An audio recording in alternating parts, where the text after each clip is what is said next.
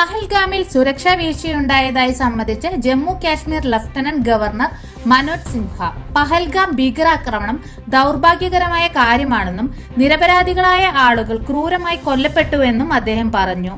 Lieutenant governor പദവിയിലെത്തി 5 വർഷം പൂർത്തിയാകുന്ന സാഹചര്യത്തിൽ times of ഇന്ത്യക്ക് നൽകിയ അഭിമുഖത്തിലാണ് അദ്ദേഹം പിഴവ് ഏറ്റുപറഞ്ഞത്.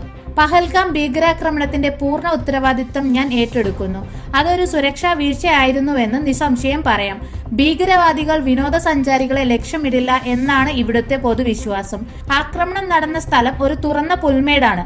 അവിടെ സുരക്ഷാ സേനയുടെ സാന്നിധ്യം ഉണ്ടാകാനുള്ള സൗകര്യമോ സ്ഥലമോ ഇല്ല. പാകിസ്ഥാൻ സ്പോൺസർ ചെയ്ത ഭീകരാക്രമണമാണ് പഹൽഗാമിൽ നടന്നത്. കേസിൽ NIA നടത്തിയ അറസ്റ്റുകൾ പ്രാദേശിക പങ്കാളിത്തത്തെ സ്ഥിരീകരിക്കുന്നു. എന്നാൽ ജമ്മു കാശ്മീരിലെ സുരക്ഷാ അന്തരീക്ഷം പൂർണ്ണമായും ഇല്ലാതായി എന്ന് പറയുന്നത് തെറ്റാണ്.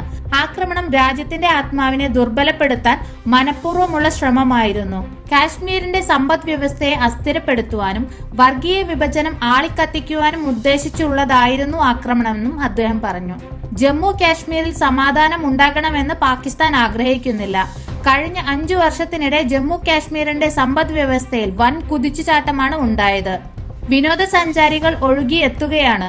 കാശ്മീരിന്റെ സാമ്പത്തിക മേഖലയ്ക്ക് പാകിസ്ഥാൻ നടത്തിയ ആക്രമണം തിരിച്ചടി നൽകിയിരിക്കുന്നു. ഓപ്പറേഷൻ സിന്ദൂറിന് ശേഷം ജമ്മു കാശ്മീരിൽ ആക്രമണങ്ങളൊന്നും ഉണ്ടായിട്ടില്ല എന്നും അദ്ദേഹം പറഞ്ഞു. ഇന്ത്യക്ക് നേരെയുള്ള ഏതൊരു ഭീകരാക്രമണവും യുദ്ധത്തിന് കാരണമായി കണക്കാക്കുമെന്ന് ഓപ്പറേഷൻ സിന്ദൂറിന് ശേഷം ഇന്ത്യ വ്യക്തമാക്കിയിട്ടുണ്ട്. എന്നാലും പാകിസ്ഥാനെ വിശ്വസിക്കാൻ കഴിയില്ല.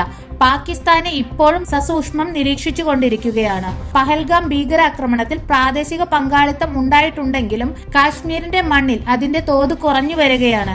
എന്നാൽ ജമ്മുവിലേക്കും കാശ്മീരിലേക്കും പാക് ഭീകരരുടെ നുഴഞ്ഞുകയറ്റം വർദ്ധിച്ചിട്ടുണ്ടെന്നും അദ്ദേഹം വ്യക്തമാക്കി.